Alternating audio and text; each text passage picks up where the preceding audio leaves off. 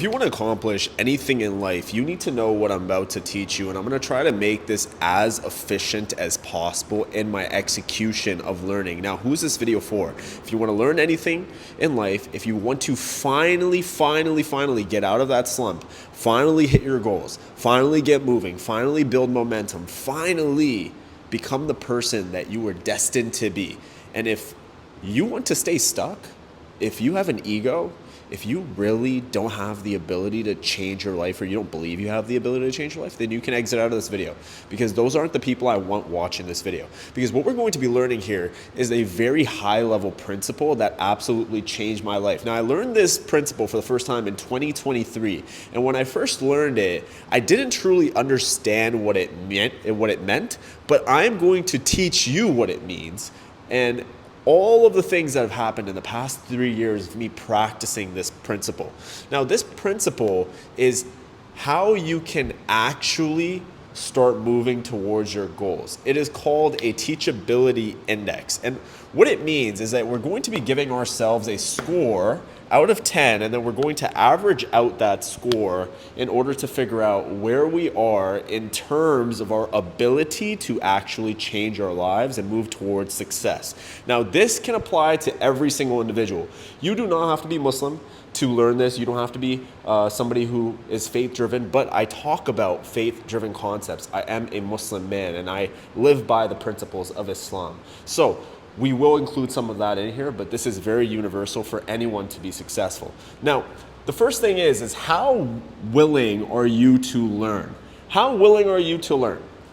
If you're watching this video, if you watch my 1 hour long videos about Bitcoin or business or marriage or self-development or faith-driven videos, if you watch my videos and they're long, you're probably willing to learn. You're probably willing to sit there and actually consume information from somebody who is qualified to give you the information. Now, the thing about willingness to learn is that you need to lose the ego.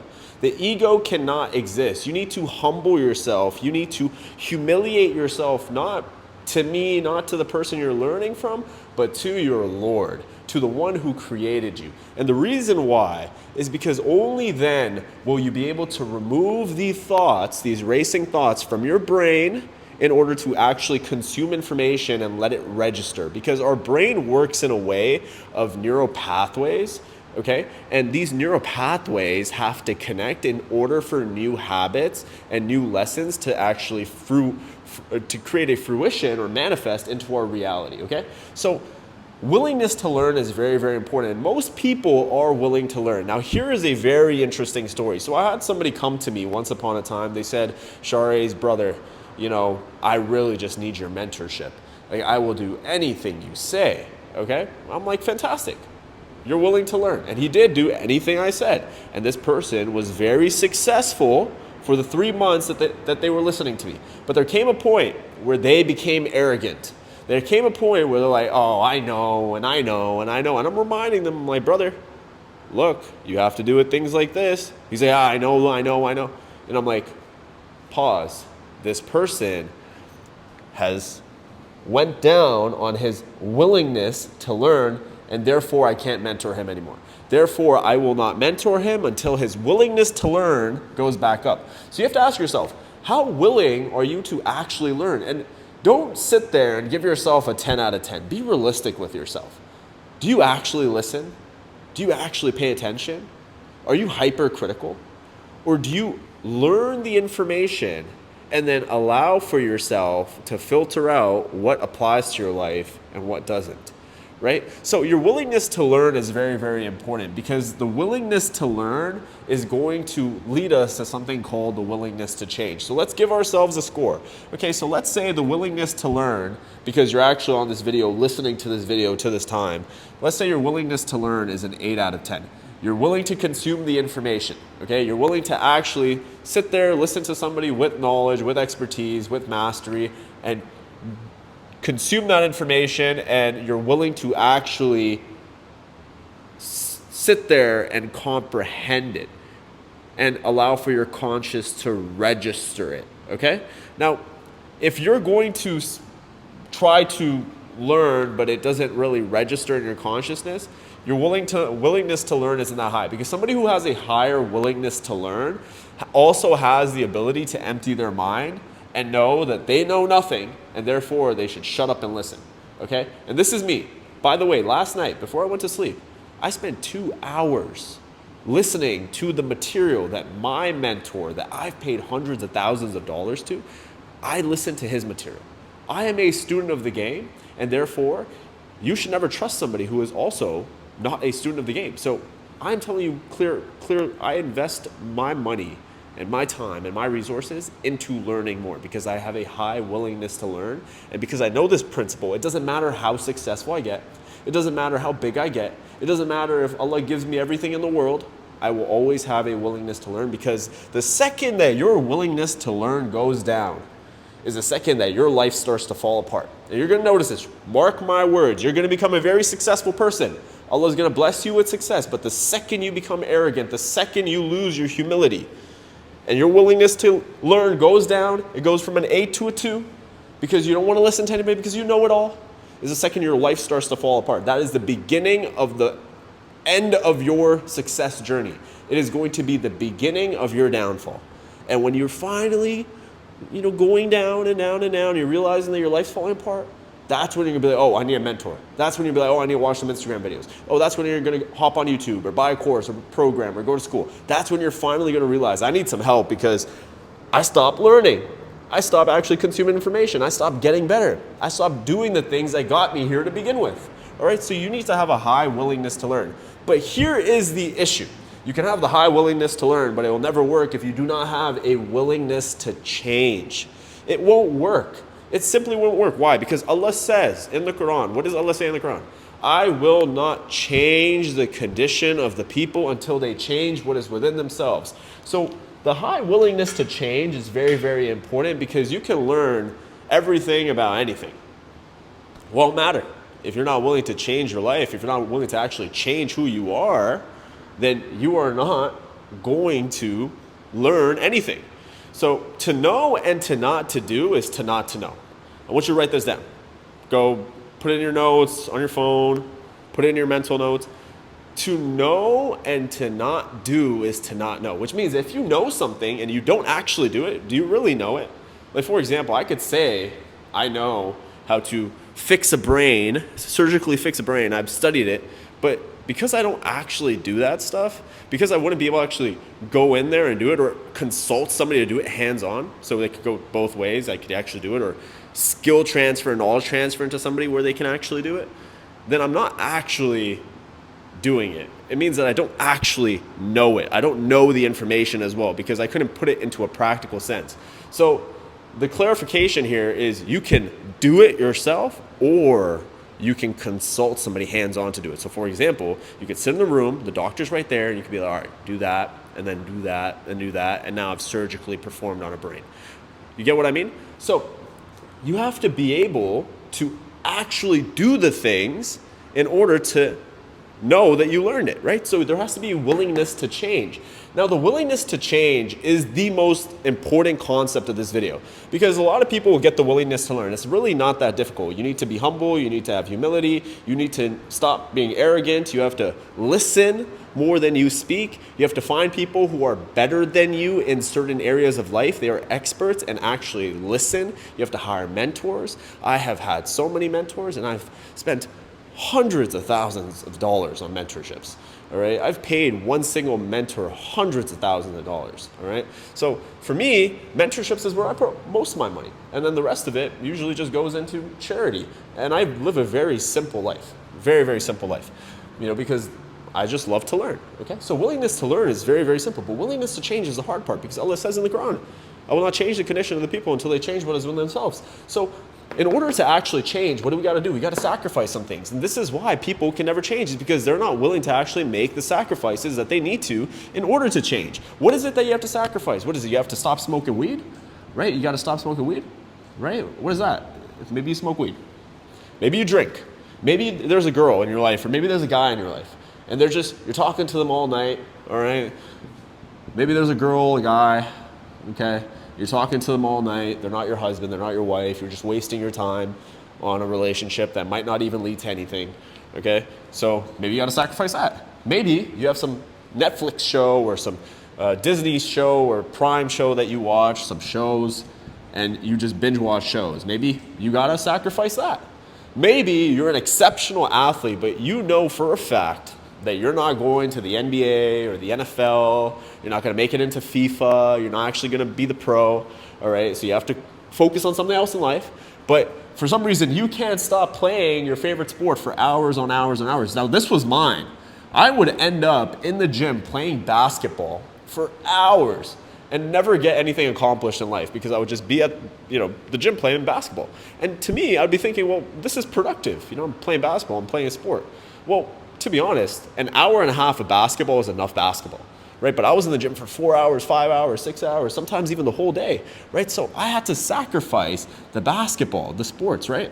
So anything that you have to ask yourself, what is it that I have to sacrifice in order to change? Because the reason why we don't change is because we're not willing to sacrifice the things that we should sacrifice in order to get where we need to go. It is like a blockage almost, right? So this is our goal, and these are basically what is stopping us from getting to the goal, right? So the second that we start to eliminate these things from our life, we can easily unlock the door to our actual goal because now we have a higher willingness to change. So if you can't actually sacrifice something for the betterment of your life, you can't sacrifice your sleep, you can't sacrifice a bad diet, you can't sacrifice the girl or guy that's bad for you, or smoking some dope, or playing sports for hours, right? Another one for me was sleep. I had a mentor in 2024. It was so funny. And this is where I really started to hone in on this. So I spent time with this mentor, and he was super into identifying the devils, identifying the demons, okay? And he says to me, I wake up at 10:30 a.m., by the way. This is not late for most people. It's pretty late. Okay. Anyways, I wake up at 10:30 a.m. And when I wake up at 10:30 a.m., you know what he says to me? He's like, Shariz, you know what it is, man? And I said, what? He's like, sleep is your devil. And I was like, huh? He's like, sleep is your devil. We all have devils. All right? Sleep is your devil. So lust isn't my devil. All right? I can care less.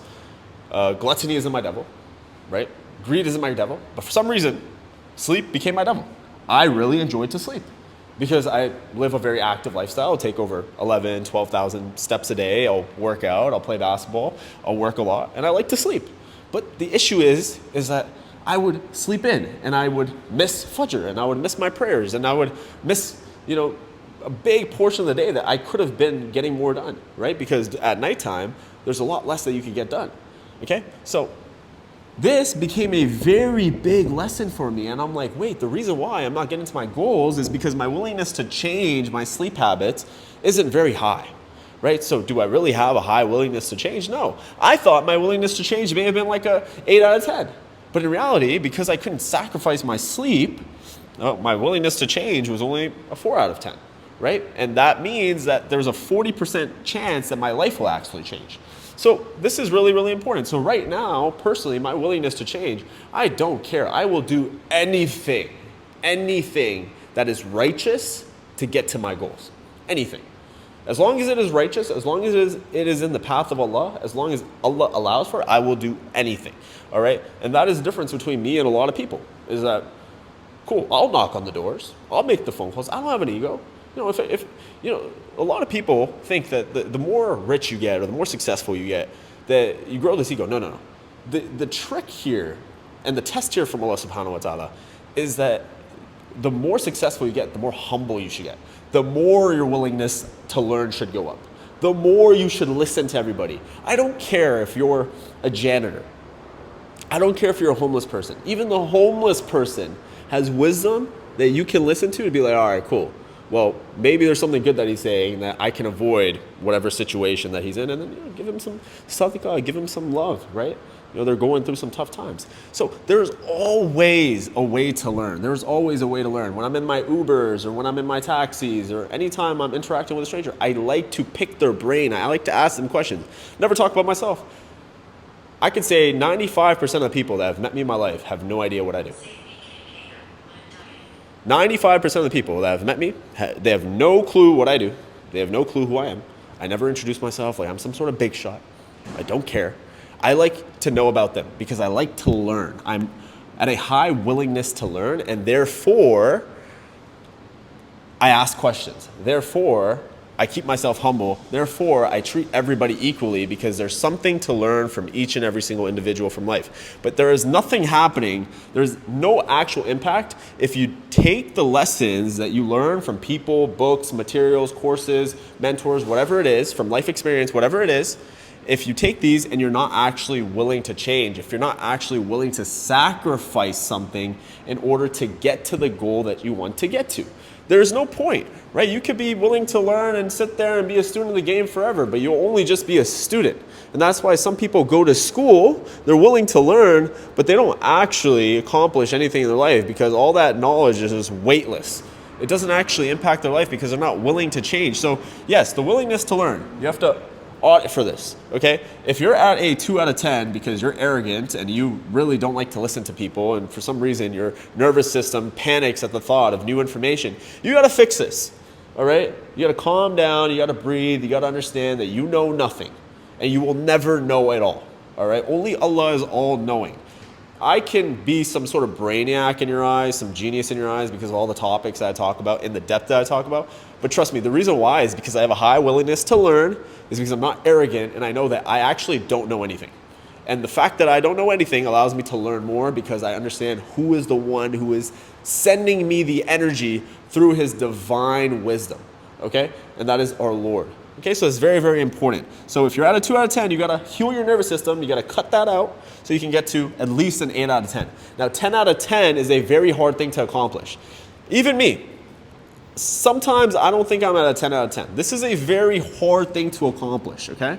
Because 10 out of 10 means that you absolutely have destroyed your own knowingness, all right? You have absolutely destroyed your competency knowing that you absolutely know nothing, all right? And therefore, every information that you get, all pieces of information, they are a way for you to learn. And every single experience in life is a learning experience for you. It's like you are in flow state of learning. Now, there are times in my life where I believe I have been at a 10 out of 10. And maybe at this point in my life, I believe I'm close. Maybe I'm at a 9. But this is a very, very high level of learning that not a lot of people get to. You would need an extremely healed nervous system in order to get to this level. Now, the best way to actually get to a high 10 out of 10 in learning is also increasing your ability to change. So sacrificing is one thing, but it's also having faith, okay? Because you cannot change unless you actually take leaps of faith. Now, there's a reason why it's called a leap, because there is an unknowingness attached to the leap. We do not know what is going to happen after we take the action. Maybe there is a level of certainty. Maybe it's turnkey to the point where I know for a fact that if I click this button, this is going to happen. That's fantastic. There's certainty. But a lot of the actions that are going to take us to our goals, we actually don't know what's going to come out of this leap of faith. So when we take some sort of action, right, we have to take that action with faith, knowing that as long as we have faith and we trust our Lord, that everything is going to be okay. And this also comes from having that healed nervous system. A nervous system that is constantly in panic will never actually be in a position to change ever. Because the nervous system in a position of panic, what it does is it keeps you in survival mode. It keeps you in fight or flight. So I want you to think about everything that you know survival is. What is your standard? So we're talking about the floor, okay? So it's actually very, very interesting. You don't rise to your goals in life. You never rise to your goals. You will fall down to your standards of life. So everybody has different standards of living. Everybody has different standards of what is survival for them. Some people, they cannot live without having $100,000 in the bank or $1 million in the bank. Some people, they're okay living in debt. They know that that's survival. You know, they've survived. And this is just how they live life. They know that their survival mechanism is constantly fighting. They know that their survival mechanism is living in some sort of ghetto or some sort of hood, right? Or some sort of slum.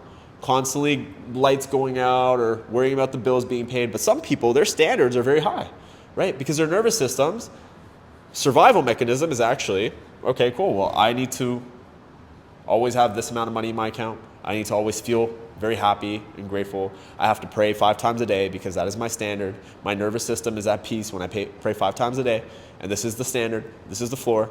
Other people, no, they like to live in chaos, right? So it's really important that we have a strong nervous system, a healed nervous system, a nervous system with higher capacity, so that we can actually change. And a good way to do that is to activate the parasympathetic nervous system by breathing. All right, this is why meditation is very important. This is why prayer is very important, because those moments of stillness allow for you to regulate your heart. Okay, and your heart and your mind are going to work together to regulate in order to expand the nervous system's capacity for actual change. Okay, and a good way to indicate this is by listening to your emotional guidance system. So the emotional guidance system is very important as well. So our body, I'm just going to put it right here. I know I'm scribbling all over the board, but our body has an emotional guidance system. It's like a spiral, okay? Now there's a state of enlightenment, which is a very high state, okay? And then there's death at the end, okay? Death. You're just dead, okay? Now in between enlightenment and death, there's all sorts of emotions. You have bliss, you have happiness, you have gratitude, right? You have a state of neutrality, which is just boredom. Now, boredom is one of those states that is like a playing ground for the devil, because when you're bored, that's where Shaitan can actually enter your mind. The devil can enter your mind and start either taking you up or down, right? So your goal is to stay on this side of the emotional balance scale, not to enter the lower levels where you're at boredom and then you end up at states like depression or guilt or shame, right? Or lust or gluttony and greed and all these like negative emotions, and you can feel these, right? And how do you feel these is when you have anxiety, when you feel tightness in your chest, when you feel demotivated, when you feel brain fog. When you feel these things, your body is actually telling you something. This is a very important thing. Is sometimes we think that we're feeling anxious and this is just a state. Sometimes we believe that we're sad and this is just a state. We're feeling grief or shame or embarrassment or bliss or whatever it is, and this is just okay. This is just a state. All right. So they're a slave to their emotions almost.